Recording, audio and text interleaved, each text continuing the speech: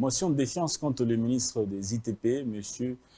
Alexis Guizarro, qui est un fils UDPS. On le saura très récemment. Qu'est-ce qui va se passer à l'Assemblée nationale? Surtout qu'on apprend que certains motionnaires commencent à retirer leur signature. En second lieu, vous le savez peut-être bien, le chef de l'État se trouve à Kalemi pour la 11e conférence des gouverneurs sur place. Le chef de l'État s'est à nouveau exprimé sur la question du changement ou de la révision constitutionnelle. En quelques mots, voici ce que le président Félix Tshisekedi a déclaré, et donc à Kalemi. On rappelle déjà même que la conférence de gouverneurs s'ouvre ce mercredi à Kalemi. Voilà, nous avons beaucoup d'ennemis qui sont pour certains dans les pays voisins et qui ont trouvé des complices à l'intérieur de notre pays pour déstabiliser la RDC. Et parmi les provinces les plus visées, nous avons les Grands Katanga et particulièrement le Tanganyika. Nous avons décidé de renforcer les mesures de sécurité ici. Très bientôt, vous allez voir débarquer toute une brigade ou 2 brigades des FARDC. Beaucoup de jeunes, pour le moment, se trompent en pensant que c'est l'État qui donne le travail pour tous. Ce ne sera pas possible d'engager tout le monde. Mais c'est par la création d'entreprises que nous allons multiplier les emplois. Le moment est venu. Le dernier mot revient donc à notre peuple sous la question du changement ou de la révision de la Constitution. Autre réaction, le nouvel élan et son leader, Adolphe Muzito, salue l'idée du chef de l'État de mettre en place une commission représentative de toutes les forces politiques et sociales pour traiter de cette question. Cependant, le nouvel élan et son leader proposent que la dite commission soit coordonnée par l'opposition. Excusez-moi. Notre constitution fonctionne toujours sur une constitution héritée d'une époque de crise, une œuvre imposée par les impérialistes pour réduire la souveraineté populaire. Seule une constitution élaborée par un pouvoir légitime peut mettre fin à l'instabilité institutionnelle et garantir la souveraineté du peuple, a déclaré Blanchard Mongomba, secrétaire général de Nouvel Élan. Changement d'ordre constitutionnel égale coup d'État. Tshisekedi se fera un coup d'État à lui-même. D'autres peuvent appliquer l'article 64. Ça peut arriver que Corneille Nangaa se proclame président, un autre dans le Katanga, un autre dans le Bandundu. Ça, c'est la réaction du professeur Bob Kabamba, qui est parmi les gens qui ont participé à l'élaboration de cette constitution. Martin Fayulu a également réagi, dit ce qui suit, je cite, Félix Tshisekedi confirme ce que certains affirmaient. Il aurait vendu l'Est de la RDC à Kagame. Son changement de constitution vise 3 objectifs. Premièrement, laisser l'Est entre les mains de Kagame. 2, fragiliser l'Ituri. Troisièmement, imposer une dictature à l'Ouest. Il se trompe. Voilà, on a appris également ce matin que le président d'envol d'Élysée Sanga venait d'être empêché par la police de procéder à la campagne de sensibilisation contre le changement de la Constitution. On parlera justement de cette motion initiée contre M. Alexis Guizarro. Valérie Manyanga dénonce les manœuvres du bureau de l'Assemblée nationale pour protéger le ministre des ITP sous le coup d'une motion de défiance. Les députés nationaux du MLC ont annoncé le lundi le retrait de leur signature de la motion de défiance initiée contre le ministre. Dans un rapport rendu public le 8 novembre dernier, les centres de recherche en finances publiques et développement local avaient pointé du doigt le projet Tshilé-Gelou et Kinshasa Zéro Trou, dont l'exécution a permis la disparition de plusieurs millions de dollars pour un travail de faible qualité. Et donc, ce rapport publié le 8 novembre dernier sur ces 2 projets, Kinshasa Zéro Trou et Tshilé-Gelou, avait donc révélé les financements des routes inexistantes à Kinshasa. Cette structure indiquait que des marchés publics de l'ordre de 171 millions de dollars ont été conclus pour moderniser la voirie urbaine de Kinshasa entre 2021 et 2023 dans le cadre des 10 projets. Selon le même rapport, le CRFDL indique l'existence d'un arrêté du 28 juin 2023 qui octroie sans aucune Raison valable, une rétrocession de 2% sur les marchés d'infrastructures réalisés par ce ministère pour assurer le fonctionnement de son cabinet. Voilà, merci beaucoup. Messieurs, dames, nous sommes donc sur 2 sujets d'actualité. On va déjà faire un petit tour sur la question liée d'abord au projet Tshilé-Joji. Avant tout, je présente d'abord mes invités qui sont ici sur ce plateau. Maître Eli Beni Kamalenga, il est avec nous. Il est président donc de l'ACU, Action pour un Congo uni, un parti politique qui soutient le chef de l'État, qui est dans l'Union sacrée de la nation. Bonjour, Maître Eli Beni. Bonjour, Dan.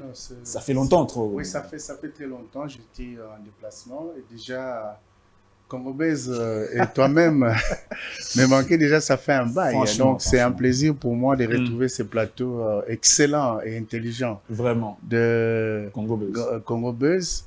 Et je profite de l'occasion pour saluer mes co-débatteurs du jour. Donc, Dr Kankonda, Dr Damien et mon frère Maître estimé confrère Martin. Voilà, c'est un plaisir. Pas Fayoulou, hein, Martin. Voilà, donc tout le plaisir est pour moi. Je profite de l'occasion pour saluer tous les Congolais de la diaspora, ceux de l'arrière-pays, ceux qui aiment Maître Eli Beni et ceux qui aiment cette grande émission. Vraiment, Maître Eli Beni, vous nous honorez toujours chaque fois que nous vous invitons. Merci beaucoup. Un autre qui nous honore également, c'est Maître Martin Milolo. Lui, il est coordonnateur du Forum citoyen. Lui, il est dans une campagne également de défense de la Constitution. Maître Milolo, bonjour et bienvenue également dans Grande Tribune.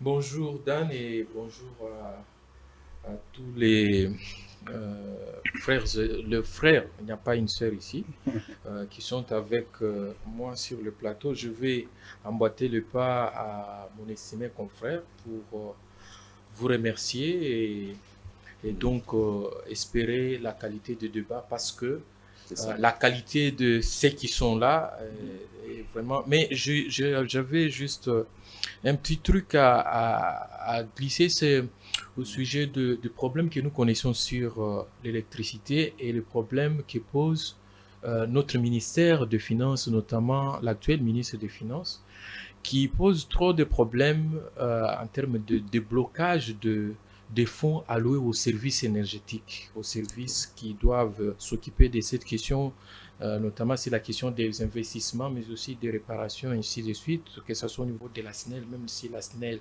est devenue une société commerciale, mais elle reste quand même une société du portefeuille. Mais la question, par exemple, les services comme l'ARE, les lanceurs, qui n'ont pratiquement rien en termes de leurs fonds pour pouvoir faire des interventions pour l'électrification des milieux ruraux. Et les blocages se trouvent être au niveau du ministère des Finances et nous interpellons le ministre des Finances pour qu'il puisse décanter la situation parce que l'électricité, c'est une matière très stratégique pour la population. Merci bien, Maître Martin Milolo. Dr John Kankonda, bonjour également. Bienvenue également dans cette émission Grande Tribune que vous aimez, que vous soutenez souvent. Merci beaucoup. Merci beaucoup, Dan Zinc. Merci à tous ceux avec qui nous allons cogiter, avoir des pistes de solutions. Je parle ici de mon jeune frère, le Maître Eli Beni, le seul et l'unique, M. Damien, sans oublier l'église Vie Nouvelle de Pasteur Adam Kabassele qui me suit de quelque part, et avec tous les membres qui me suivent là-bas. Mais parce que Maître venait de le dire, Maître Milolo venait de le dire, mais vous devez savoir que Doudou Fwamba, c'est un acharné contre la malversation et tout ce qui se passe dans le ministère public. Il a fait de la corruption, la lutte contre la corruption son cheval de bataille dans toutes les institutions, dans les finances publiques et dans d'autres ministères. Et nous avons le droit de soutenir ce ministre qui a fait beaucoup de réalisations, des innovations depuis qu'il est nommé. C'est vrai que ce que le frère est en train de dire, c'est vraiment bénéfique, mais nous soutenons Doudou Fwamba qui est attaqué maintenant de toutes parts. Rappelez-vous qu'il y a un panel de journalistes qui ont été mis sur place pour essayer de démontrer que Doudou Fwamba ne fait rien. Il n'est que un monsieur qu'on a mis là-bas, alors que quand vous regardez même son parcours, c'est qu'il a dû réaliser. Nicolas Kazadi, préfère qui? Je préfère d'abord Doudou Fwamba. C'est lui qui est à la manœuvre maintenant, qui est en train de faire des innovations. Ne parlez pas de C'est Nicolas. Nicolas qui nous a remis en programme avec le FMI. Monsieur, et ne la Banque mondiale. me parle pas de Nicolas Kazadi de mauvaise mémoire. Parle-moi de Doudou Fwamba qui est en train de faire des innovations actuellement. Et je vous dis qu'il y a une équipe, un panel de journalistes qui sont mis sur place pour essayer de saper tous les efforts de Doudou Fwamba. Ok. On l'accuse d'avoir nommé quelqu'un à la DGDA, alors que c'est le chef de l'État qui a la dernière signature. Qu'est-ce le mal que Doudou Fwamba a dû réaliser? C'est parce qu'il dépasse M. Kazadi, qui a fait beaucoup de temps. Ou bien c'est parce qu'il a mis quelques axes dans le fonctionnement de son équipe. Félicitations, Doudou Fwamba, vous avez notre soutien. Babang Sayote. Merci bien. Ceux qui sont en train d'être utilisés par les DGDA, nous sommes au courant, ils ne vont pas nous effrayer. Continuez. Mwanamboka. Merci bien. Bien que M. Martin Melo venait de se plaindre de Doudou Fwamba, vous l'encensez. Bon, Non, on le saura. Non, il ne s'est pas plaint. S'il a instruction, on va l'introduire. Monsieur Damien Terranova, bonjour et merci également à vous de prendre part à cette émission. Grande Tribune, merci beaucoup. Merci beaucoup. Je salue les hommes républicains, nationalistes qui adorent leur pays. Hein? Je cite Maître Béni, mon frère que je vois pour la première fois, avec qui nous débattons pour la toute première fois, et je suis content que vous soyez dans mon camp, où nous devons défendre bec et ongle cette constitution. Monsieur Martin, Maître Martin, et puis mon éminent grand frère, hein, avec qui on s'est tiré souvent. On l'appelle de temps en temps le pari-cochet. Les paris-cochés, le seul et l'unique. Ah, le chef de l'État. Les paris-cochés. Ah, ok, d'accord. Non, c'est un homme intelligent. Je l'ai rencontré dans plusieurs émissions. Ah, oui. On a débattu République, et ce qui est vraiment très avantageux hein, pour ceux qui nous suivent. Je les salue également et je salue les téléspectateurs qui nous suivent, ceux qui nous ont toujours insultés à cause de nos points de vue sur les questions de l'heure, et aussi ceux qui nous encouragent, parce qu'il y en a beaucoup qui nous encouragent et moins qui nous insultent. C'est pourquoi ça nous donne encore la force de revenir chaque fois, venir parler de la République, toujours parce que c'est notre seul et unique héritage que nous devons à tout prix préserver et protéger. Merci beaucoup. Monsieur Damien Terranova, merci tout le monde. Bon, j'invite les téléspectateurs, ceux qui ne partagent pas les avis de certains sur ce plateau, au lieu d'insulter, ça n'avance pas le débat. Proposez plutôt, contredisez avec des arguments. Ça va nous aider aussi à nous améliorer parce que personne n'a le monopole de la connaissance. Alors, on va commencer par... je commence d'abord par le sujet sur la motion initiée par le ministre... Initiée contre plutôt le ministre Alexis Guissaro. Alors, il y a deux projets qui sont visés. D'abord, le projet Kinshasa Zéro Trou et puis le projet Tshilé-Gelou qui concernait plusieurs pays, plusieurs villes dans le pays, Mbujimaï, Kabinda, Lusambo, Kananga, Mweneditu, Chikapa et Kinshasa. Voilà les villes ou cités concernées par le projet Tshilé-Gelou. Il y a un autre projet Kinshasa Zéro Trou lancé sous Sama Lukonde depuis 2021. C'est l'heure de la restitution. Il y a une motion, mais ce qui est curieux, c'est que les députés Union Sacrée, qui eux-mêmes ont initié cette motion, certains commencent à retirer leur signature. On parle des députés UNC, des députés MLC, et certains députés de la mosaïque UDPS. Alors, est-ce une cabale politique, selon vous, Maître Eli Béni, au regard de ces deux projets? Selon vous, c'est une cabale politique, ou réellement le ministre, le travail n'a pas été fait comme les Congolais l'attendaient? Ben, merci beaucoup, Dan, pour la question. Je crois que les députés, dans leur mission de contrôler, ils ont dû certainement remarquer un certain nombre de choses qui n'allaient pas en termes de réalisation des différents projets tels qu'énumérés tout à l'heure là, par vous. Et monsieur le ministre avait été invité, mais il n'a pas satisfait. Ce qui fait qu'il s'en est suivi une motion de défiance. Ce qui est curieux, c'est ces revirements. Déjà, moi, j'étais un peu sidéré parce que je n'étais pas sur Kinshasa. Je suivais à travers les réseaux sociaux la réaction d'abord du président du bureau. C'est ce qui m'a un peu tiqué parce que je me demande comment le président Caméré peut dire qu'il pensait que la motion était celle de l'IDPS et que après vérification, il a constaté que même son parti, son regroupement, était parmi les signataires. Alliés. Voilà. Et les autres, il s'est excusé face à l'attitude qu'il a eue. Alors on se demande si M. Caméré avait un problème particulier avec l'IDPS ou si une motion avait été initiée par l'IDPS. Donc ça ne passerait pas parce que l'IDPS ce serait n'importe quoi. Je me demande un peu cette façon de voir hein, que j'ai un peu trouvé très sidérante parce que les députés ayant constaté qu'il n'y avait pas satisfait dans les chefs du ministre, il fallait les convoquer à nouveau. Donc ça, j'ai un peu décrié cette façon de voir les choses. C'est irresponsable parce que ça démontre que le fait de gens qu'on soit dans une même famille politique et qu'on ne se fait pas confiance et qu'on ne se considère pas. Donc c'est ça l'image que cela a donné. Quand bien même il s'est excusé, je crois que ce sont des choses qu'il faut éviter à l'avenir. Donc voilà. Du point de vue légal, alors du point... Oui. Est-ce qu'un député qui signe une motion, il peut retirer sa motion? Oui, il peut toujours les retirer, mais allez-y comprendre tout de suite qu'il y a de la manipulation. Parce que j'ai suivi l'honorable Asselo et les autres qui disaient que le bureau voulait geler cette motion-là. Comprenez que si déjà les gens sont en train de retirer, vous savez comment les motions se font dans notre Parlement. Il y a des députés qui, après avoir demandé à la population de leur voter pour les représenter, mais il y a des motions alimentaires. Donc, pour certains, certainement, ils ont fait l'objet de la corruption et ils commencent à retirer. Et ce qui n'est pas bon. Déjà, le ministre lui-même, moi, j'ai toujours reproché au ministre sa façon de travailler. Parce que il est ministre depuis 2021. Il est ministre depuis 2021, mais lorsque vous constatez sa façon de travailler, il est plus en train d'arranger les routes du côté Bunia, Kisangani, Goma. À l'ouest ici, c'est très sale. Et vous allez voir que Kinshasa est très sale. Les routes comme les Kalambambouj et autres là, ça n'a jamais été exécuté. Alors on se demande à quoi joue le ministre. Vous comprenez? Parce que vous avez remarqué qu'à chaque fois, les gens s'attaquent au gouverneur.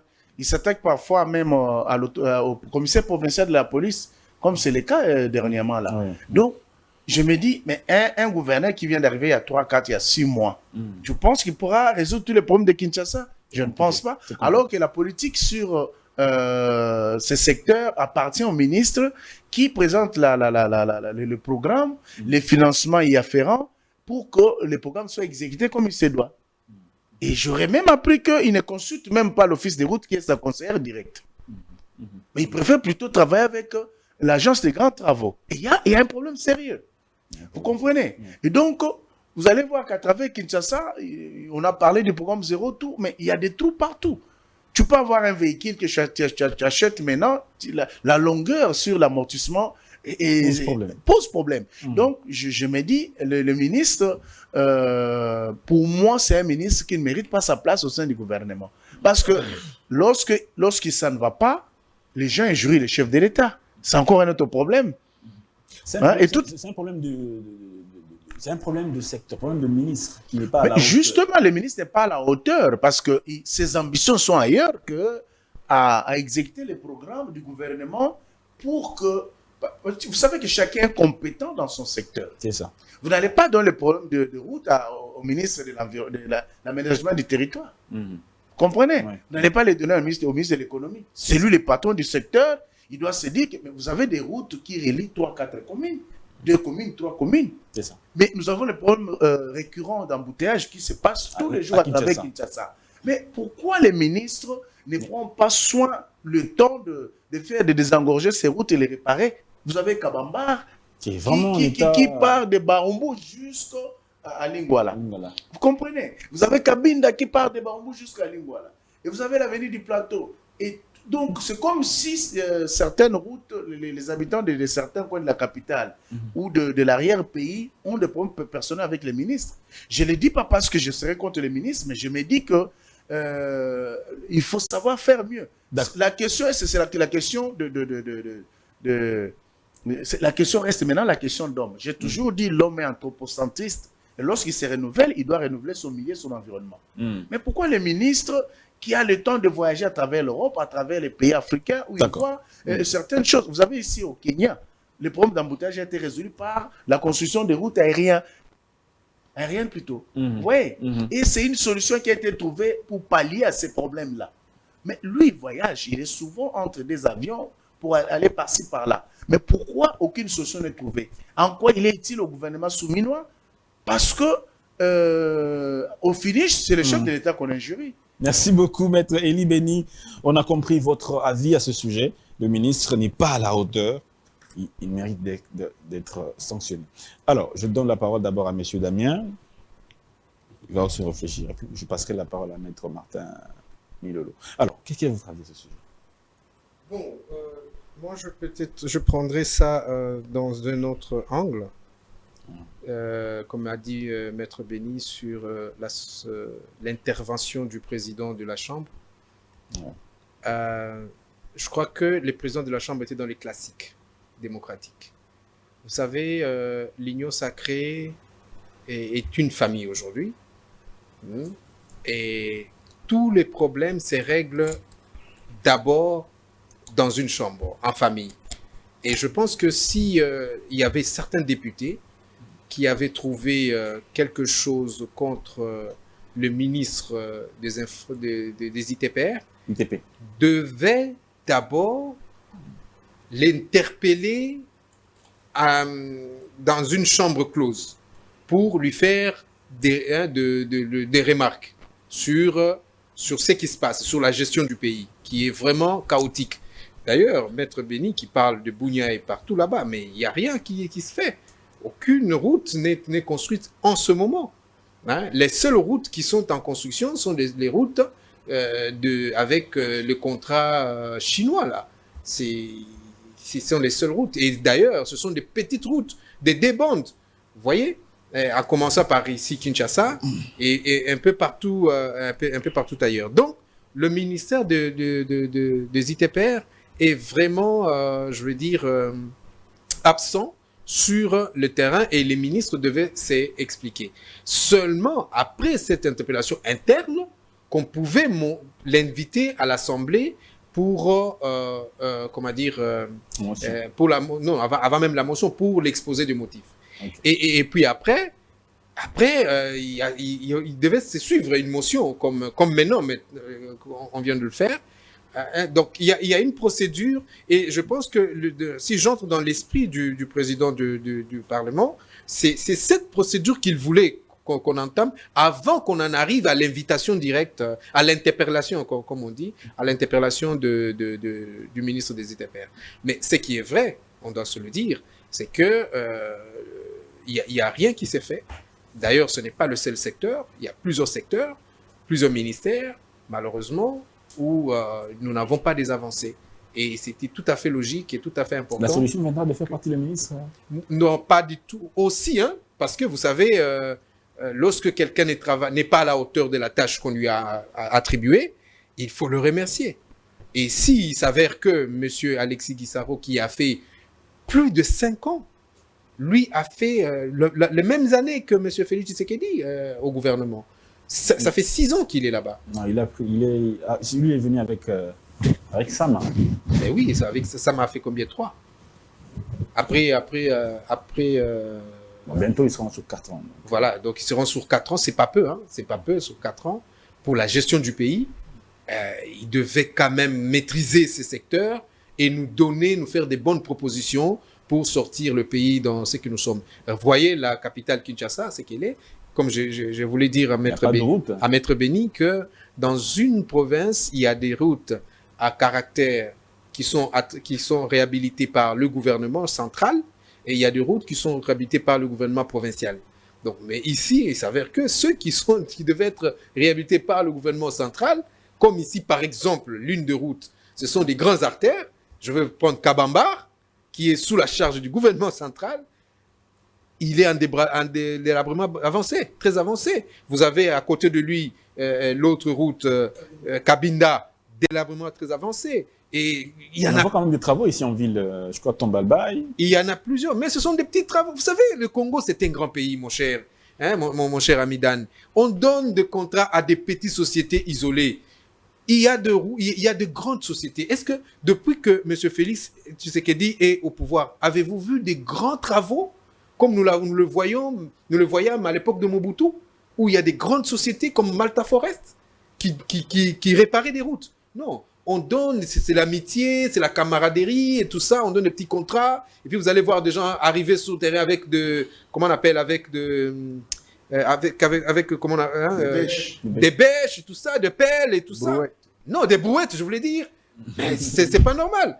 C'est pas normal. Et puis, vous allez voir, ils vont jeter une petite couche, 2 jours, 3, 4 jours après avoir roulé dessus. C'est fini, il n'y a plus rien, c'est encore un trou. Non. On doit être sérieux. Ce ministère doit être donné à quelqu'un de coriace, quelqu'un qui maîtrise le terrain, parce que ça fait partie du miroir de la République. Maître Martin Mibolo, votre avis par rapport à cette question des routes, des projets Tshilé-Gelou et Kinshasa Zéro Trou,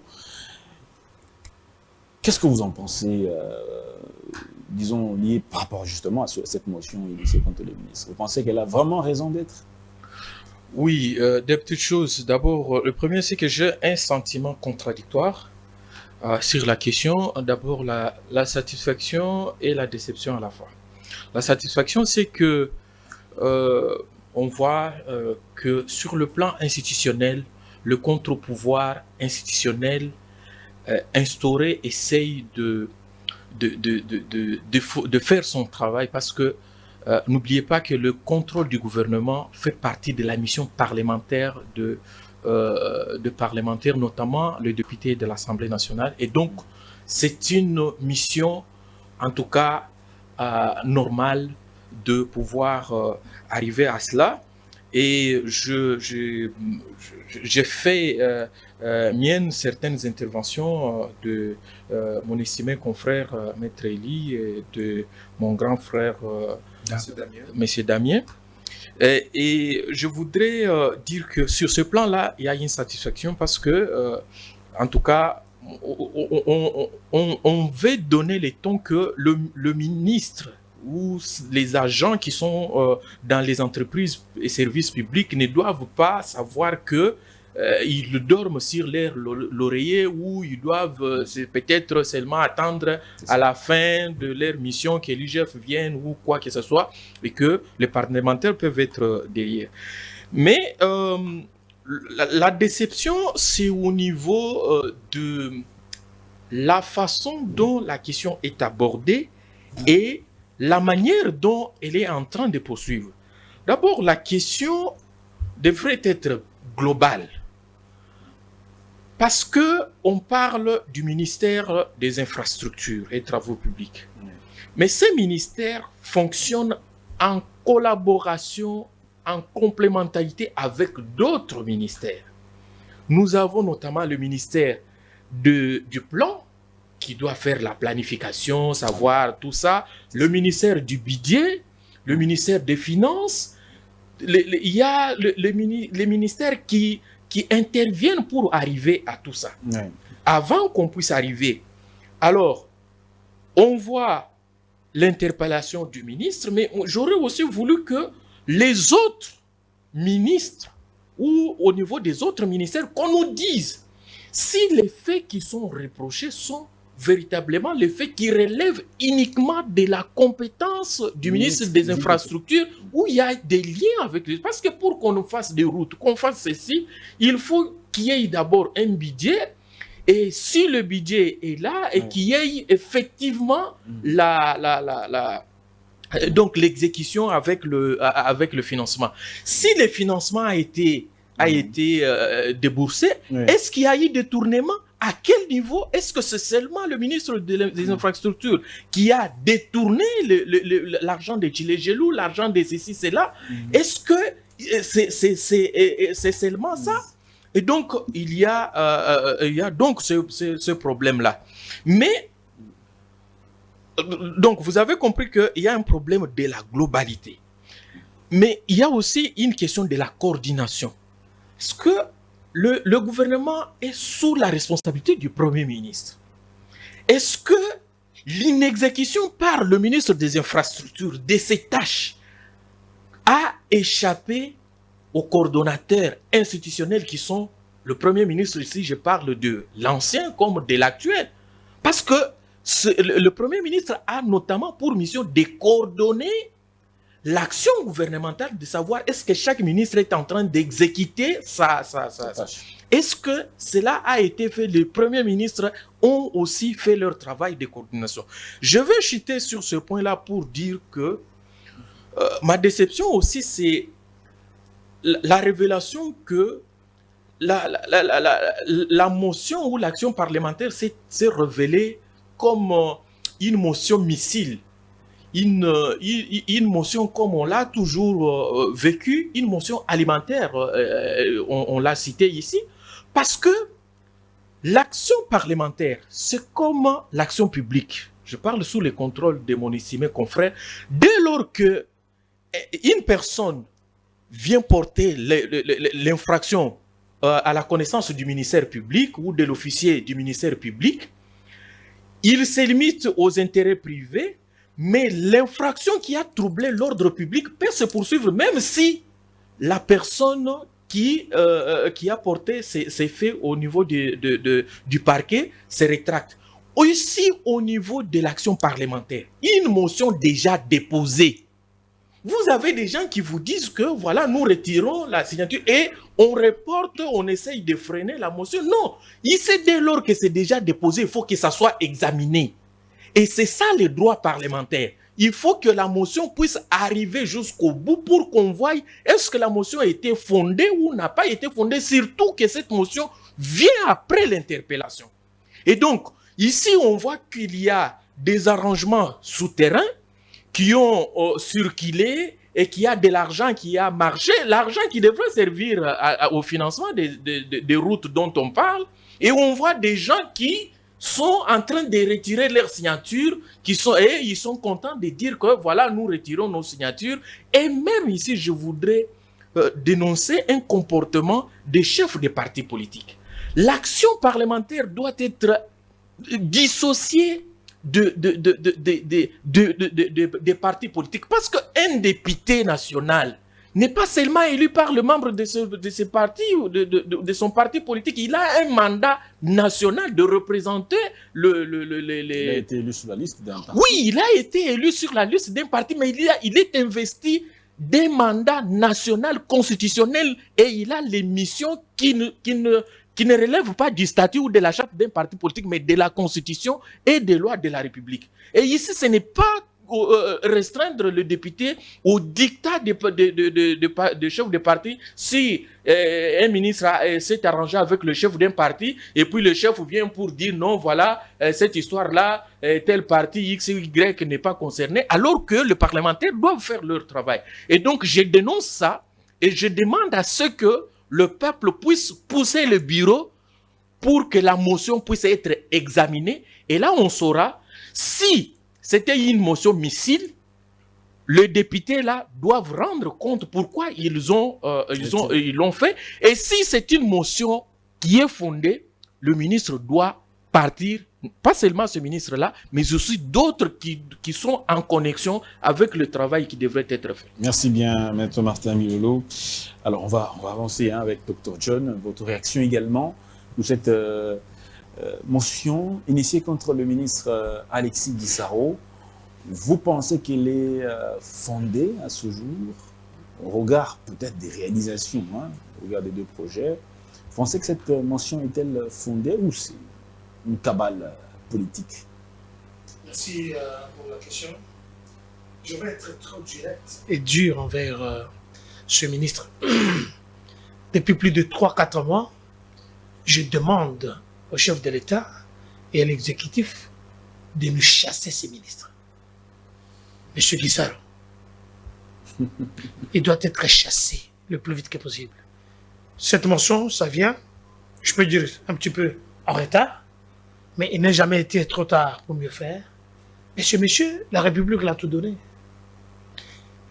Vous devez savoir que ce ministre a à sa charge la mission de nous construire entre 2024 et 2028 12 000 km de routes.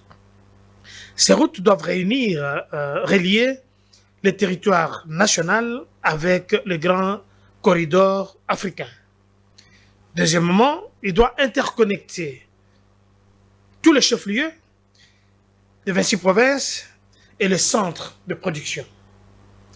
Mais jusque-là, quand nous sommes en train d'abord de déplorer qu'il y a des routes comme Kabambare qui ne sont pas dans ces urgences, alors qu'il y a les embouteillages qui sont en train de s'accroître dans la capitale, comment pensez-vous que les 12 000 km de route entre 2024 et 2028, c'est une échéance de 4 ans, vont être réalisés?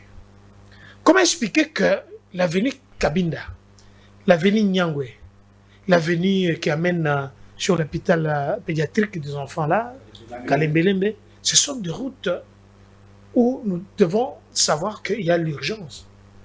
Un hôpital, c'est quelque chose qui doit s'occuper de social des Congolais. Et M. Guissaro est là, répugnant qu'il a toujours été. Nous l'avons sollicité dans le cadre de défenseurs de la République. Nous avons sollicité une audience pour savoir, nous l'avons écrit en bonne et due forme, pour savoir qu'il devait nous recevoir. Nous devons poser la question, jusque-là, qu'est-ce qu'il a déjà réalisé? Le monsieur s'est tué dans toutes les langues. Je vous dis qu'il est répugnant, même le journaliste ne reçoit pas. Essayez, vous verrez qu'il ne va pas vous recevoir. C'est quelqu'un qui est méprisant envers les Congolais. Mais nous devons lui poser des questions. Deuxièmement, le monsieur devait nous construire 3300 logements pour 15 ans. Ce sont des logements sociaux qui doivent permettre au gouvernement, à ce que dans les 26 provinces, nous puissions voir des logements décents où la population congolaise doit être là. C'est dans quel projet sur les logements? Ce sont les urgences, les projets que le gouvernement l'a tracés. Parce que vous me posez la question, quelles sont les prérogatives de ces messieurs? Donc chaque ministre, il a une vision qu'on a donnée par le gouvernement dans les 6 axes que le chef de l'État a dû créer. Alors, c'est dans ces 6 axes qu'on doit construire ces 333 000 logements dans tous les 26 provinces. Nous pouvons parler aussi des PDL 145. Et le monsieur est là, il ne dit rien. Il ne rend pas compte. Je reviens à ce que Martin Milol venait de dire ici. Je suis très content que vous réalisez ça. Mais vous voyez le modèle des élus que nous avons à l'Assemblée nationale. Mais ces gens ne nous représentent pas. Quand il s'agit de parler de leur émolument, vous verrez qu'ils sont là, mordicus. Mais pour parler de la population, de ce qu'ils réalisent, vous voyez, une autorité morale de l'Union soviétique dit non, on n'a pas signé cette pétition, on n'a pas signé cette... Mais c'est désagréable. C'est ce que le député Michiki a déclaré pour dire que, ben voilà, il dénonce le fait que les chefs des partis regroupements politiques sont en train d'instrumentaliser leurs députés. Il a raison. Willy Michiki, il a raison. Il sait de quoi il parle. Est-ce que nous pouvons fermer les yeux ou bien fermer la bouche pour ne pas dénoncer ça? Parce qu'il y a les autorités morales d'autres partis politiques de l'Union sacrée, quelques dirigeants qui disent « Nous, on n'a pas signé cette motion de censure de ces messieurs-là. » Donc, c'est-à-dire qu'il peut encore rester là, ne pas travailler, mais avoir les frais de mission, continuer à se comporter comme il veut. Excuse-moi. Et ça, nous dénonçons. Le chef de l'État, c'est comme s'il est seul. Donc, c'est-à-dire que le gouvernement, nous avions demandé à Mme Cheminois, nous l'avons aussi adressé une lettre d'audience pour qu'elle puisse nous expliquer comment travaillent ces ministres. Est-ce qu'à chaque 3 mois, il a fait l'évaluation de chaque ministre dans son secteur? C'est quand il y a les évaluations que nous saurons que M. Guissaro, il nous a menti. Elle avait promis ça, l'évaluation. C'est pourquoi nous revenons là. Nous n'allons pas la laisser tranquille, Mme Cheminois a profité de notre lutte pour qu'elle soit première ministre. Vous savez, vous manquez des fois l'information. Nous manquons l'information, nous allons chercher l'information et ne la mettre pas à notre disposition. Vous comprenez? C'est très grave et je dénonce, j'en appelle au chef de l'État que ce genre de choses, ça doit cesser. C'est comme si le chef, il est seul. Je voudrais qu'on me donne un peu le gros plan là, s'il vous plaît. C'est comme si le chef est seul. Le chef est seul, ça ne marche pas. On doit savoir qui fait quoi. On ne peut pas vivre dans l'autarcie. Chaque député, quelle est la prérogative des députés? Guissaro UDPS, Soumino UDPS, Ils sont nés dans la marmite du parti présidentiel. Ce n'est pas l'UDPS qui dirige la République, c'est le chef de l'État. C'est le gouvernement avec tout ce qu'il y a comme mosaïque. Ce n'est pas l'UDPS qui dirige la République. Alors, si nous, de l'Union sacrée, nous, les Tshisekedi, nous montrons au créneau pour dire Madame Soumine, ses services nous ont jamais permis d'avoir les informations. Ils ont leurs journalistes de pacotille, de l'opposition qu'ils engagent. Et c'est une réalité. Nous, on n'a pas l'information. Sinon, je ne peux pas venir ici dire que M. Guizaro dégage. Et je dis à haute voix, et tous les députés qui ont dû retirer leur signature, nous aurons une information pour savoir c'est tel député qui n'a pas permis à ce que la République puisse aller de l'avant. Imaginez. Merci. Je demanderai même à Dieu que l'un des ministres, son enfant tombe malade la nuit, qu'on l'amène à l'hôpital pédiatrique de Kalembelembe. On va voir comment ils vont monter sur la moto. Même la moto ne peut pas passer par là. Merci bien, docteur. Comment expliquer que sur la route, je parle seulement d'ici à Kinshasa, vous verrez qu'à Mboujima, les routes ne sont pas réalisées. Vous verrez qu'à Bouta, les routes ne sont pas réalisées. Vous verrez qu'à Kananga, Kalamambouj, c'est comme si c'était devenu une histoire pour le Japon. Mais nous voyons qui est le partenaire, qui est la personne qui a la responsabilité de répondre à ça. Ce n'est pas le chef de l'État qui doit être partout. Comment expliquer que Mme Masuka réalise beaucoup de choses? C'est le responsable de tout ce qui se passe. Je dis que d'abord, c'est sa tête que nous voulons. D'abord et puis le reste après. Le reste après. D'accord. Que Guissard dégage.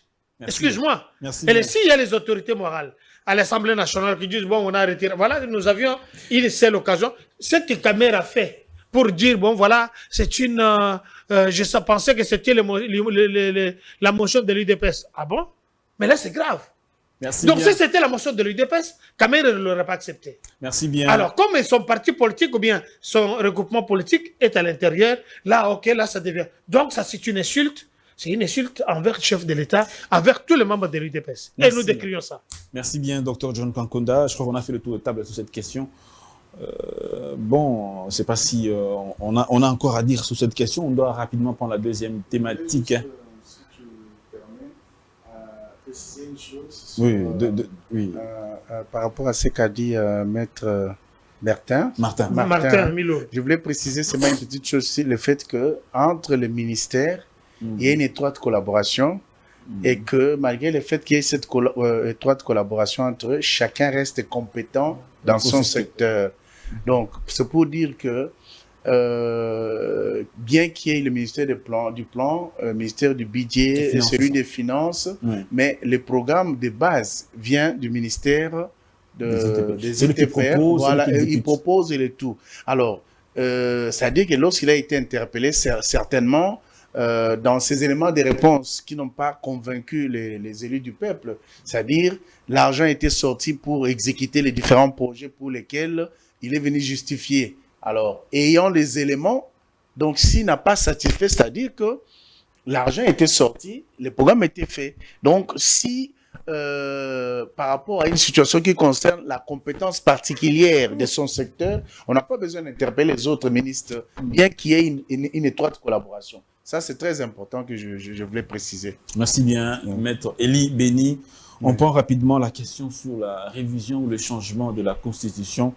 La question continue de faire grand bruit. Le chef de l'État reste déterminé pour aller dans cette démarche. Désormais, le président a utilisé le mot changement. Il faut que nous allions désormais au changement parce que la révision... La révision ne résoudra pas le problème que cette Constitution contient. C'est une question aujourd'hui de vie ou de mort. Les partisans du pour et les partisans du contre, chacun avance ses arguments. Qu'est-ce qu'il faut faire dans ce cas précis? Les autres avancent des arguments tels que l'article 5 de la Constitution qui consacre la souveraineté du peuple congolais à pouvoir disposer de lui-même. D'autres disent qu'il n'y a pas du tout de procédure. Nous sommes à la croisée des chemins. Qu'est-ce qu'il faut faire en ce moment précis pour que les Congolais se retrouvent? C'est ça le plus important. Le bien suprême du peuple, c'est la loi suprême plutôt. Tout à fait. Du peuple, c'est le bien-être collectif. Maître Elie Béni, dans ce cas précis, qu'est-ce qu'il faut faire? Merci beaucoup. Je crois que la question est en elle-même, elle est très pertinente. Parce qu'on a l'occasion d'éclairer la lanterne publique et l'opinion. Il faut éviter les tralala qui s'est dit, parce qu'il y en a qui s'amènent avec d'autres sujets par rapport au sujet qui est débattu. La question est, est-ce qu'on doit réviser ou on doit changer? Ou on doit maintenir aussi. Et à cette question, qui dit la Constitution, qui est la loi mère de notre pays. Et pour y répondre, à l'article 218 de la Constitution, il y a une procédure qui est donnée et elle détermine qui sont ceux qui ont l'amabilité ou la compétence d'actionner ces mécanismes tendant à réviser la Constitution pour ce qui concerne la révision d'abord. Alors l'article 218 détermine lorsqu'il s'agit de la révision, elle dit ceci, l'article dit ceci, que l'initiative de la révision constitutionnelle appartient concurremment au chef de l'État, au président des deux chambres du Parlement, au gouvernement réuni en Conseil des ministres, et puis à une échantillon de la population pétitionnaire, signataire d'une pétition qui représente 100 000 signatures représentant 10% de la population. Donc, vous comprenez? Là, c'est très clair. Alors, pour quel motif doit-on réviser? Une loi est prise en tenant compte des réalités sociopolitiques et culturelles et même économiques dans un État. C'est ça. Alors, la grande question est que la Constitution actuelle, les circonstances de sa mise sur pied restent mystérieuses et compliquées pour l'État congolais. Ceux qui ont eu à rédiger cette Constitution n'ont pas rencontré les réalités profondes des Congolais. Parce que le professeur Bob Kabamba, qui est professeur à l'université de Liège, en Belgique, a reçu une mission du gouvernement belge, lui demandant de recruter les experts pour pouvoir rédiger une constitution au Congo. Et répondant à cette mission, il a recruté les gens qui ont rédigé la constitution. À la place des Congolais. À la place des Congolais. Donc elle a été, elle a été rédigée en Belgique. La constitution a été rédigée en Belgique par les experts non congolais. Non congolais. Oui. Parce que à la base, c'est lui à qui on a donné mission, bien qu'il soit congolais d'origine, mais désormais, il avait la nationalité belge. Vous comprenez? Alors, les Anglais, les Belges, les Suédois, les Français, le Bulgare et autres qui sont dans cette équipe, connaissent-ils les réalités congolaises? Non. Ils connaissent les vécus quotidiens des Congolais? Non. Donc ça, c'est un premier problème qu'il faut résoudre. C'est une question qui est détachée des réalités congolaises. C'est détaché des réalités congolaises parce qu'on dira tout simplement que cette constitution, elle est extravertie. C'est extravertie. Oui, parce qu'elle est tournée vers l'extérieur, parce qu'il fallait résoudre un problème. Comment occuper le Congo et comment occuper les richesses du Congo. Parce que tout part depuis 1994, quand Bill Clinton a eu à faire le plan sur la déstabilisation du Congo. Vous allez comprendre qu'un génocide est créé à cet effet pour trouver les prétextes d'entrer au Congo.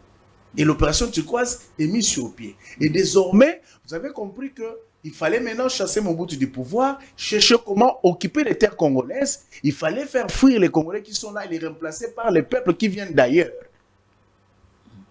Et lorsque vous prenez l'article, vous prenez, vous prenez je vais parler de quoi?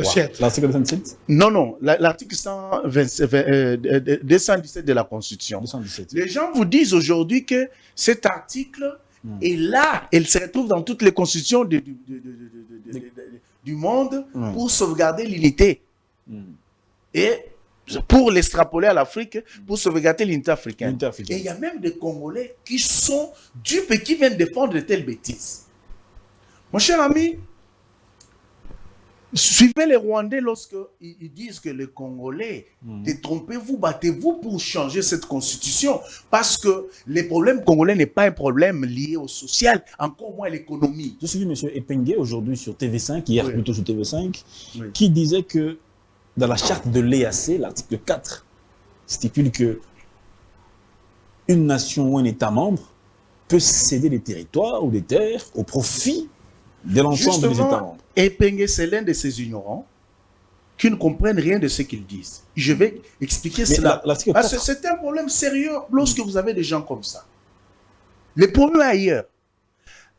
Lorsque les Rwandais disent que dans l'accord de l'Émirat de 1996, Moussé Kabila avait promis de céder 300 km de nos frontières aux Rwandais, 300 au Burundi, 300 aux Ougandais. Et cela est écrit dans l'article 217, dans cette constitution. vous parliez de cette notion de cession des terres, article 217, mais le professeur Mampouya disait que cet article était également parmi les articles de la Constitution de 1967 et que la Constitution actuelle n'a fait que copier cette disposition de 1967. Zeng, je sais que s'il y a des journalistes qui m'ont impressionné, intelligents, vous en êtes un. Vous êtes parmi.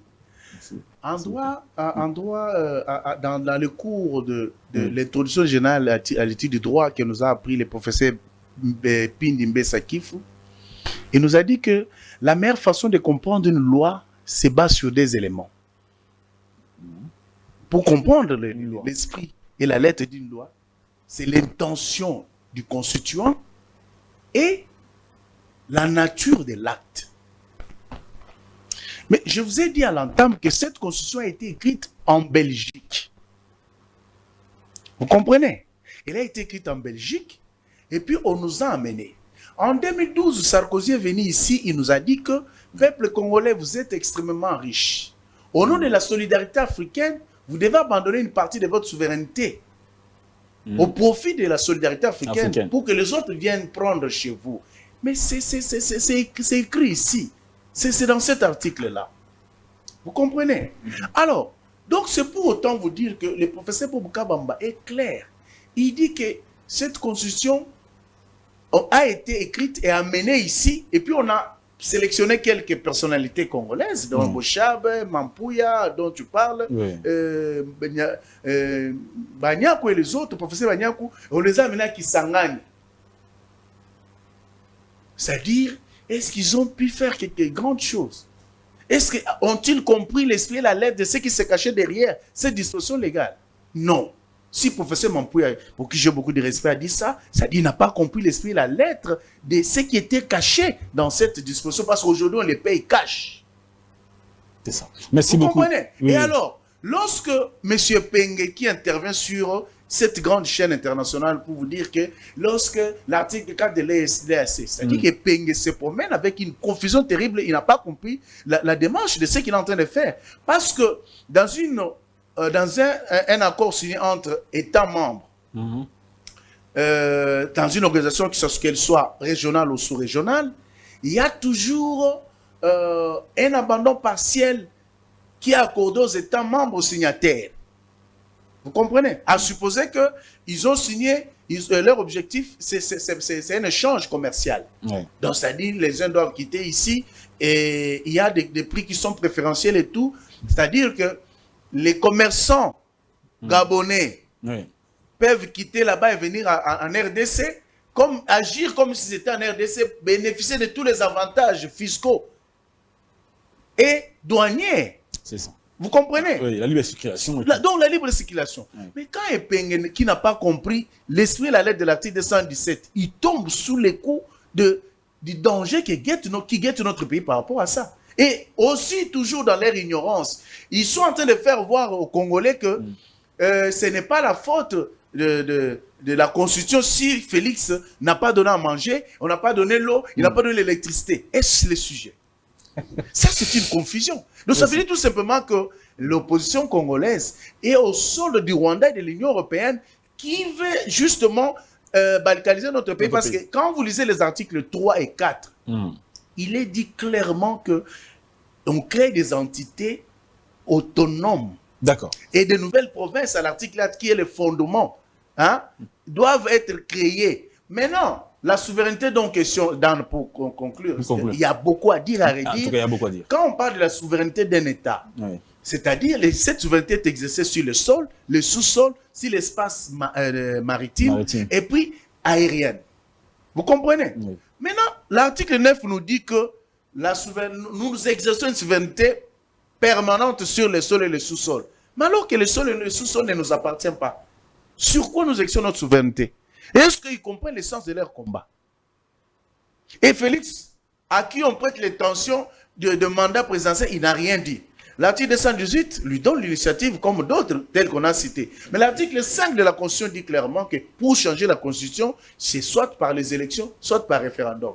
Mais si leur problème, c'est l'article 220, si le peuple qui a validé, qui avait donné mandat pour que cette Constitution puisse exister, qui avait dit oui, ce même peuple va encore être consulté pour dire oui ou non pour le changement. Mais qu'est-ce qu'ils disent? Qu'ils se taisent. Merci beaucoup, Maître Eli Beni. Sur cette question, vous vous êtes exprimé, les arguments. Alors, il y en a beaucoup. Il y en a vraiment beaucoup. Le temps ne permettant pas. Recevez seulement la petite vraiment contribution là. Le petit biscuit. Oui. Alors, je donne la parole d'abord à Maître Martin Milolo, qui va également se prononcer à ce sujet. Il est vrai que dans cette Constitution, il y a des choses quand même qui méritent d'être revues. C'est vrai que ce n'est pas une Constitution parfaite, Maître Martin Milolo. Aujourd'hui, la volonté du chef de l'État, il a exprimé clairement, c'est qu'il ne vise pas à changer la Constitution pour se maintenir au pouvoir, mais sa volonté, c'est de protéger ce pays. Est-ce que la volonté du chef de l'État est-elle mauvaise? Merci Dan. Merci Maître, l'estimé confrère. Merci parce que Congo Base nous donne l'opportunité d'avoir ces débats ici.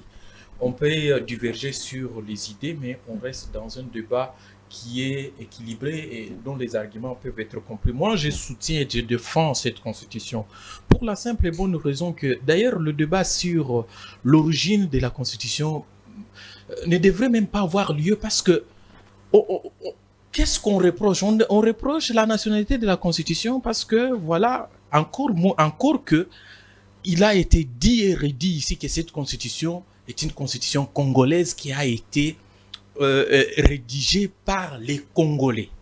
Parce que lorsqu'on parle, tantôt que cette Constitution a été rédigée par les Belges, voilà, Bob Kabamba est venu avec le Belge, l'Union européenne, tout ça. Alors que nous avons même des dates, même des jours, même des salles où la commission des experts qui a été mise en place par le Sénat s'est réunie. Même le canevas qui a été donné par le Sénat des transitions pour la consultation du peuple sur les options fondamentales qui devraient être mises dans cette constitution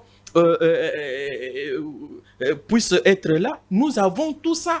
Il y a les travaux, les archives des travaux de cette constitution. S'il y en a qui veulent savoir l'origine de cette constitution, il y a les travaux préparatoires. C'est là qu'on trouve, par exemple, si on veut discuter sur 217, qu'on aille là pour voir si 217 veut donner la RDC au Rwanda ou je ne sais pas. Et donc, c'est une constitution essentiellement congolaise. Et lorsqu'on parle de cette question, vous savez que tout ce qui s'est fait encore que je confirme que l'esprit la Constitution a été l'œuvre des Congolais,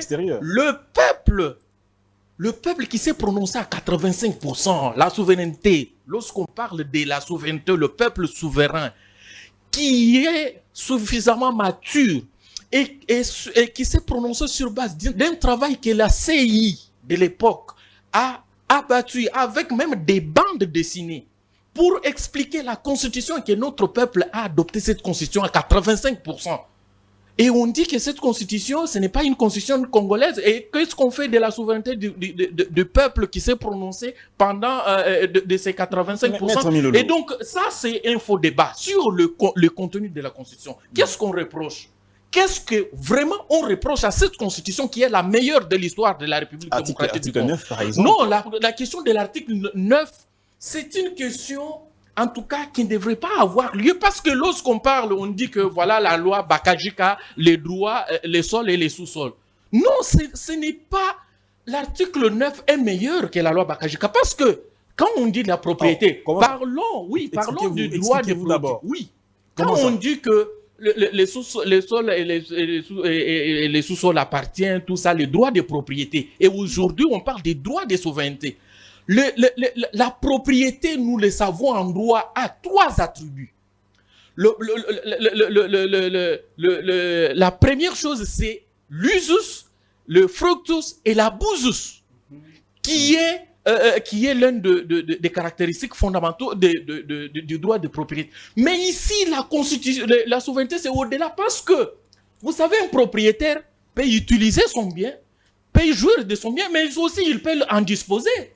Il peut le disposer, ça veut dire que laisser cette disposition telle comme ça, on pouvait se dormir et se réveiller. Et s'il y a par exemple des institutions, les gens, un régime qui vient pour dire non, voilà, on vend les Kasaï à tel ou ainsi de suite, parce que c'est eux qui incarnent l'État. L'État est incarné par ceux qui le représentent dans les institutions. Et donc, cela était un danger. Or, la souveraineté conditionne parce que on vous dit que nous exerçons la souveraineté permanente, mais cette souveraineté-là, sur le plan matériel, concrètement, comment ça se fait? C'est le peuple qui se prononce.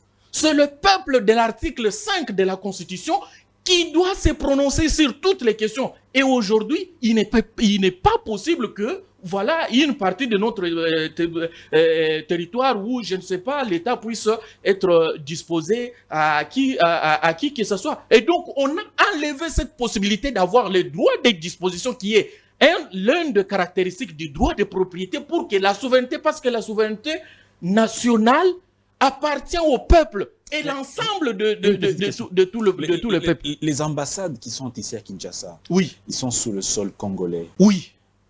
Est-ce que l'État exerce sa souveraineté sur... Voilà, vous posez cette question et la réponse est donnée par la Convention de Genève de 1949 qu'on appelle le droit des traités.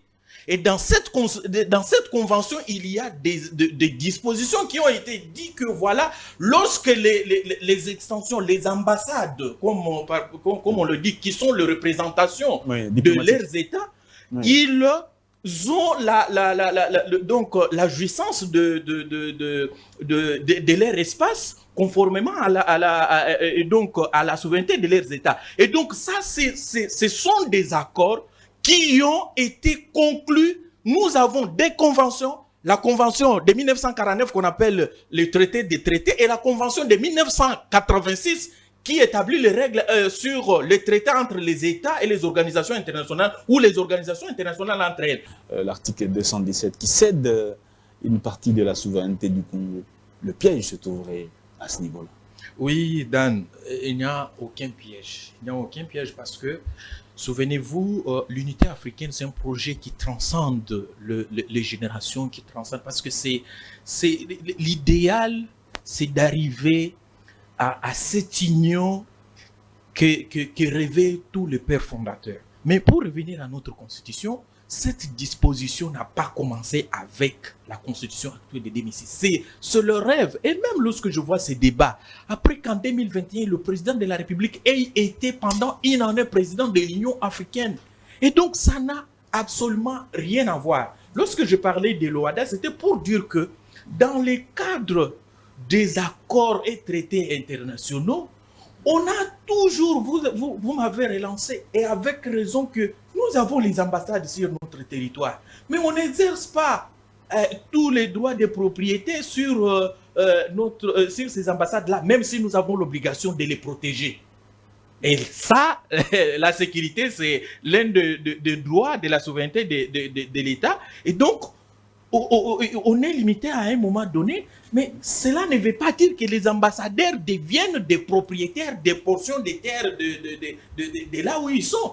C'est juste pour reconnaître la compétence qu'ils exercent par rapport à ça. Et donc, ça n'a absolument rien à voir avec cela. L'article 217 s'est trouvé dans la Constitution du 1er août 1964, la Constitution du 24 juin 1967, et dans cette Constitution, et même dans d'autres constitutions de certains pays, je vous ai lu l'article 96, dernier alinéa de la Constitution sénégalaise, qui n'est pas la Constitution congolaise, qui parle et dans le même terme de la même question. Et donc, ça n'a rien à voir sur l'Ouganda, sur le Rwanda, sur ainsi de suite. La question de l'article 3 sur le découpage, non, ici c'est un problème parce que depuis 1960, nous avons toujours eu le problème de la forme de notre État et on a trouvé une forme de compromis, une forme qui catalyse le développement à la base. Et le chef de l'État l'a compris avec les 145 territoires.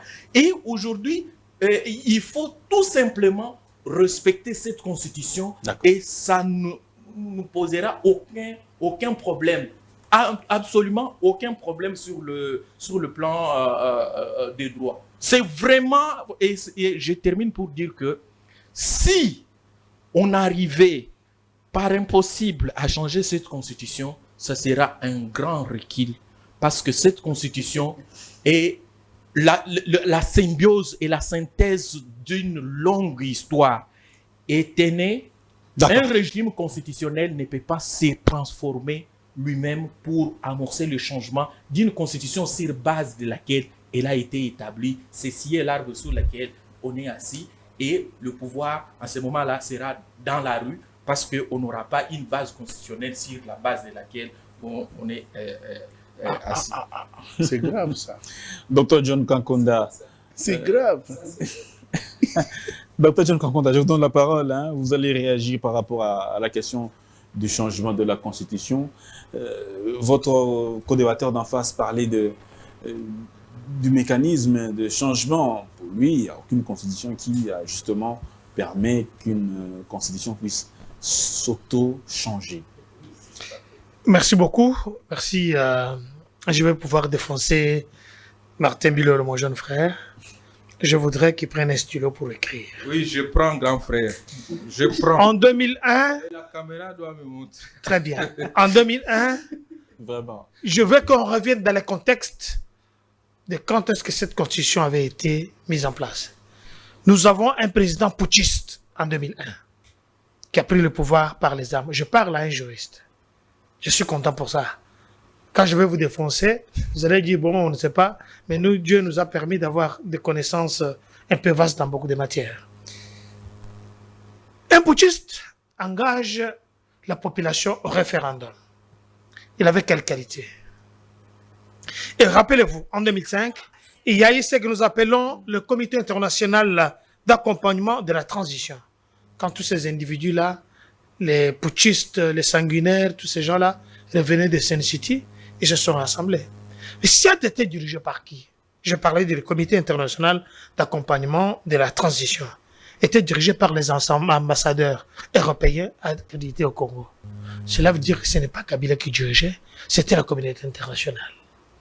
Troisièmement, moi je suis pragmatique. le comité avait le pouvoir de diriger le pays. Mais oui, c'est ça, c'était ça sa mission. Parce que nous avions un président qui était putschiste, qui n'était pas reconnu par les autres. C'est ainsi que nous sommes revenus à 1+4, qui était devenu une humiliation mondiale. C'est pour la toute première fois qu'on a eu 5 présidents.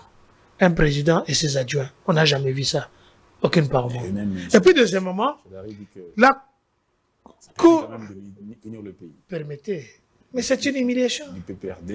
Ce sont des innovations de belligérants, excuse-moi. On n'a jamais vu ça même au Rwanda. Et puis, troisièmement, c'était que l'Assemblée nationale là, qui avait entériné cette constitution, c'était des députés nommés par Kabila. Parmi eux, il y a les Mangachuchu, il y a le Berwa, il y a les Bizima Kararara et les autres. Et le Sénat était dirigé par les gens nommés, désignés par Kabila. Je veux revenir dans le contexte de quand on était. Troisièmement, je rentre sur l'article 9 de la Constitution. Mais avant ça, il y a une déclaration de taille. Que ce monsieur, quand il était encore, il avait toutes ses facultés. Écoutez ce qu'il avait déclaré. Quel monsieur? Ah, je cite son nom, c'est Olivier Kamitatou, avant qu'il devienne transporteur de mallettes. Ah, c'est pour ça. L'an 2010, Olivier Kamitatou affirme que la Constitution de 2006 est un copier-coller de la Constitution de la Ve République française. Il préconise donc son changement. Voilà un autre argument de taille. Vous êtes un grand juriste. Kamitatou ne s'est jamais dit de ce qui est en train de se passer. Je rentre à l'article 9 de la Constitution que vous avez dit. Je suis toujours dans votre domaine de prédilection. Écoutez ce que l'article 9 de la Constitution, parce que les gens qui nous suivent à la maison sont des gens très intelligents. Écoutez ce que ça dit. L'État exerce une souveraineté permanente, notamment sur le sol, le sous-sol, les eaux et les forêts, sur les espaces aériens, fluviales, lacustres et maritimes congolaises, ainsi que sur la mer territoriale congolaise et sur le plateau continental. Les modalités de gestion et de concession du domaine de l'État visé, alinéa précédent, sont déterminées par la loi. Que cela veut dire? Maître, un professeur de surcroît. Donc, vous exercez une souveraineté sur le sol. Ce n'est pas le sol, le sous-sol appartient à l'État.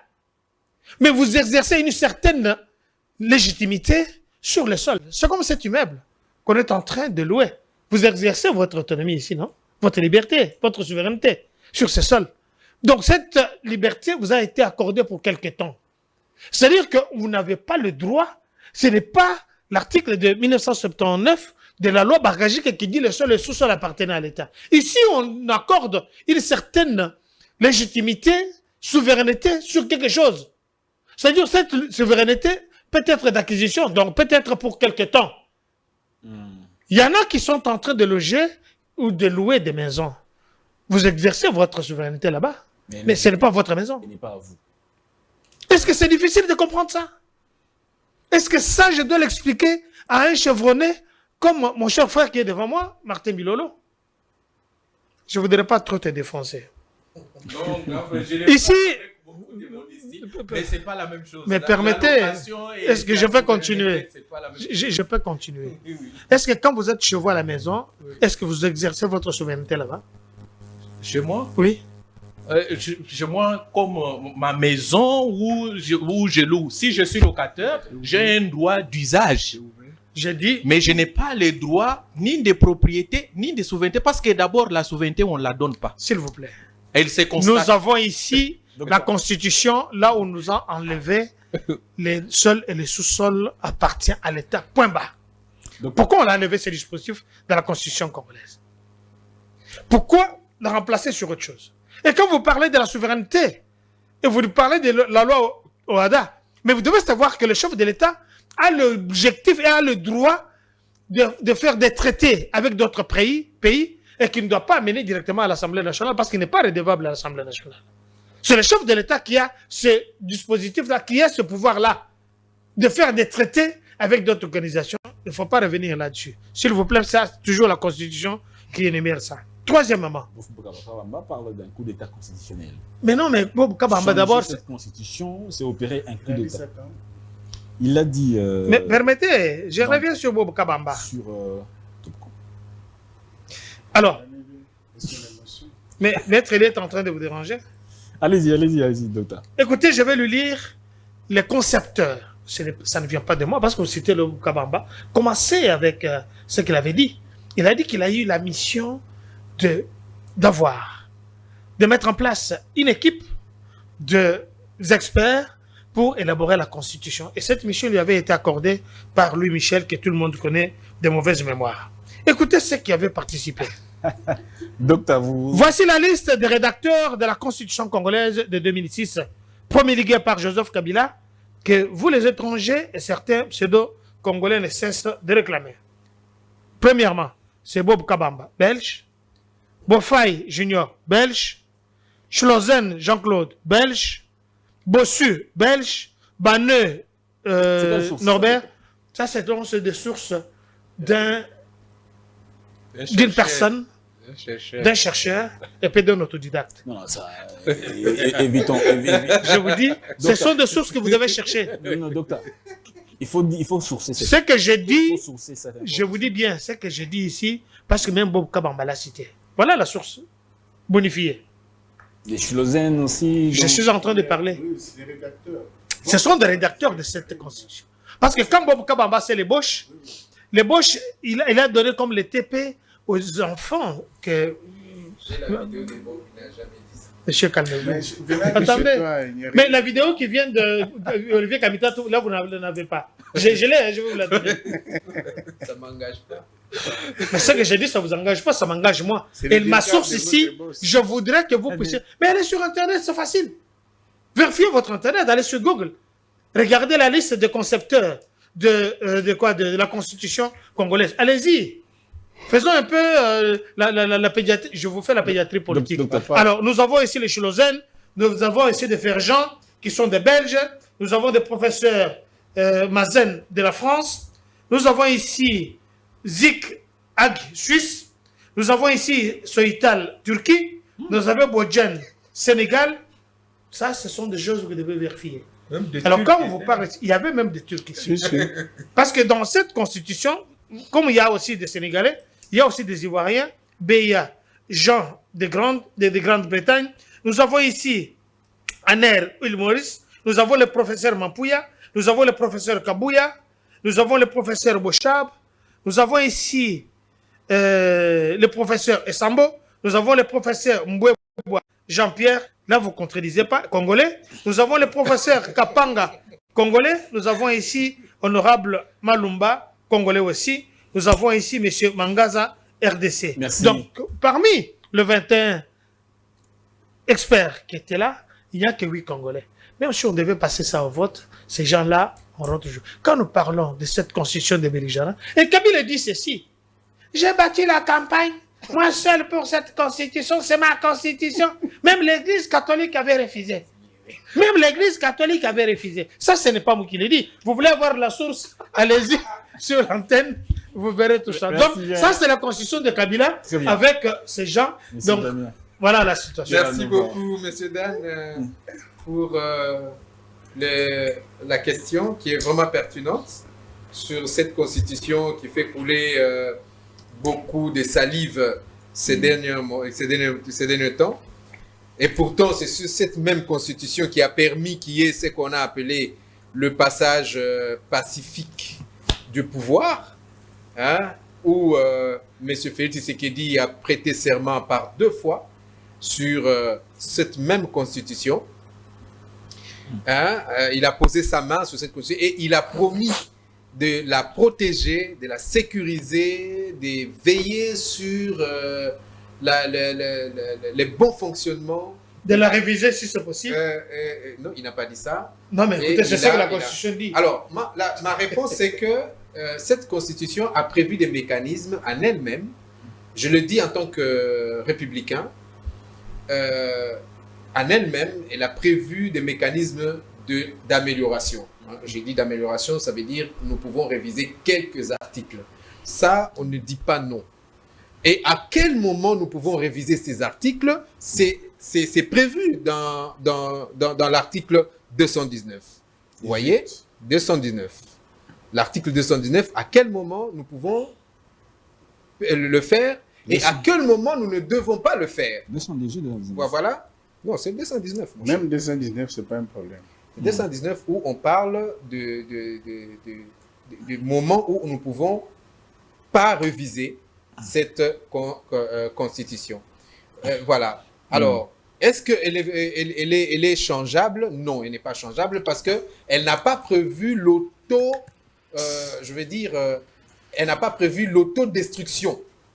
Hein? Elle n'a pas prévu son autodestruction pour qu'il soit changé. Dans cette constitution, il n'y en a pas. Mais si l'on oblige ou bien on force les changements, ça change de nom, on va appeler ça un coup d'État constitutionnel.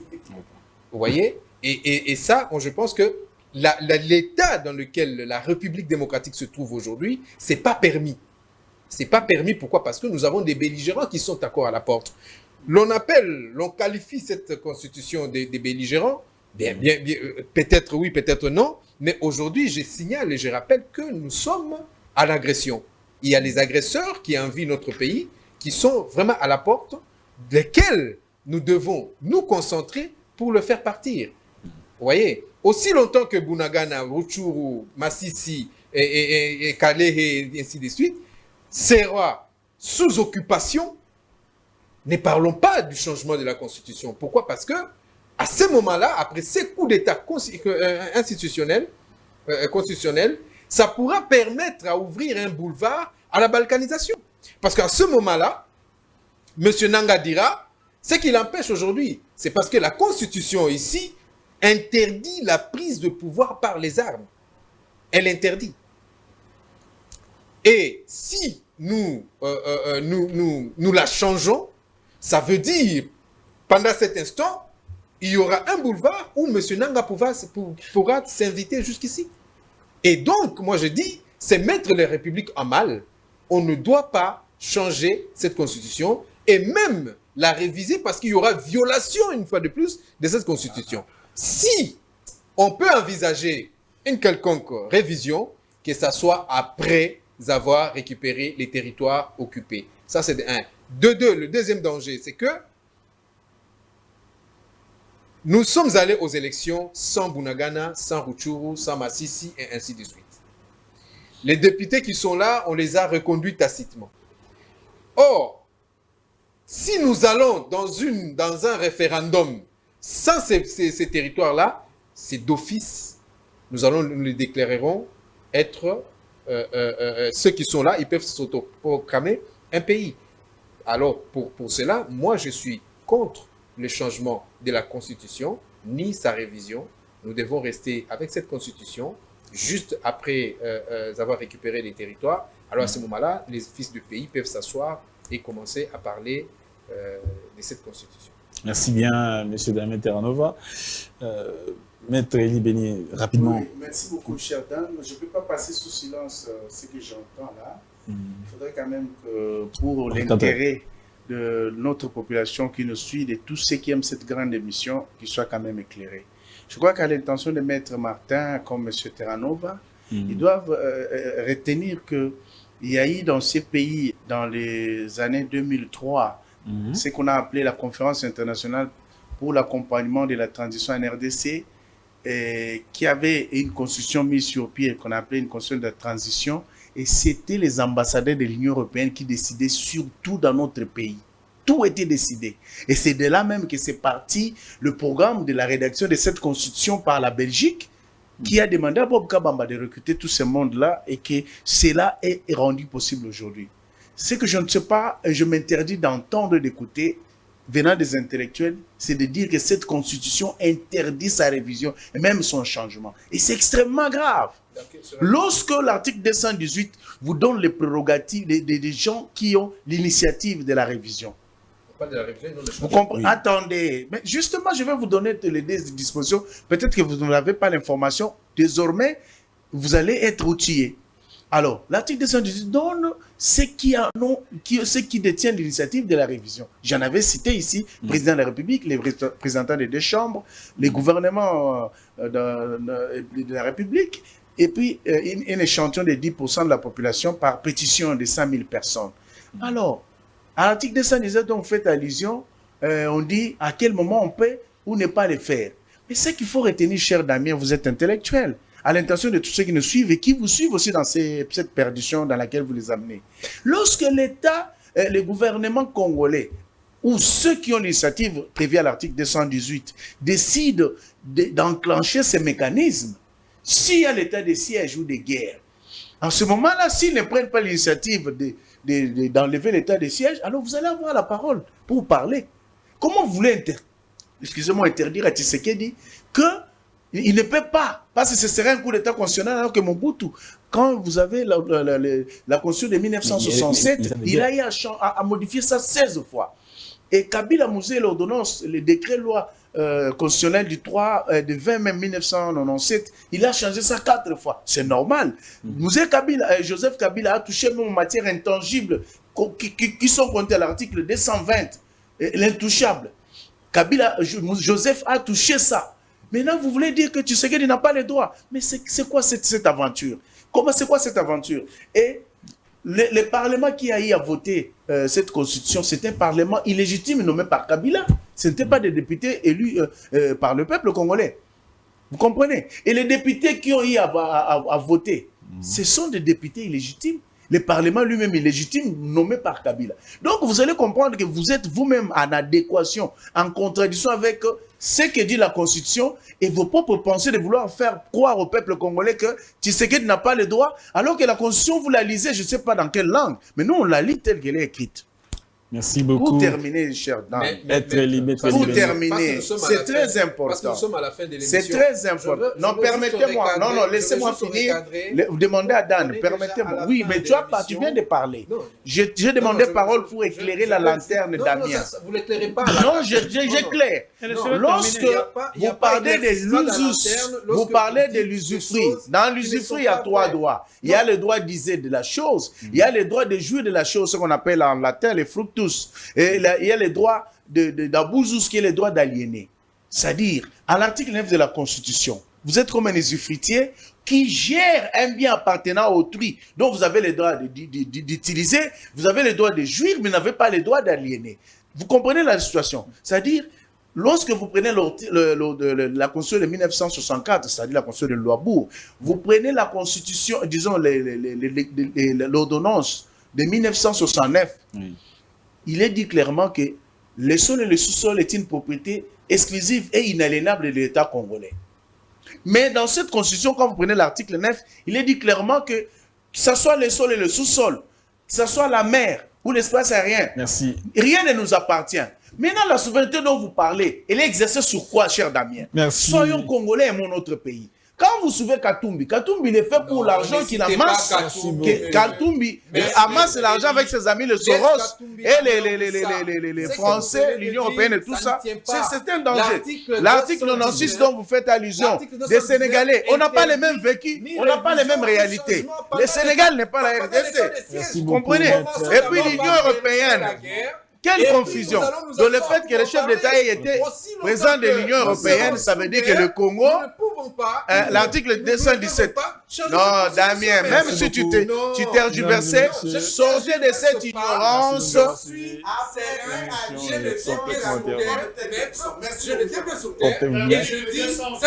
Au revoir.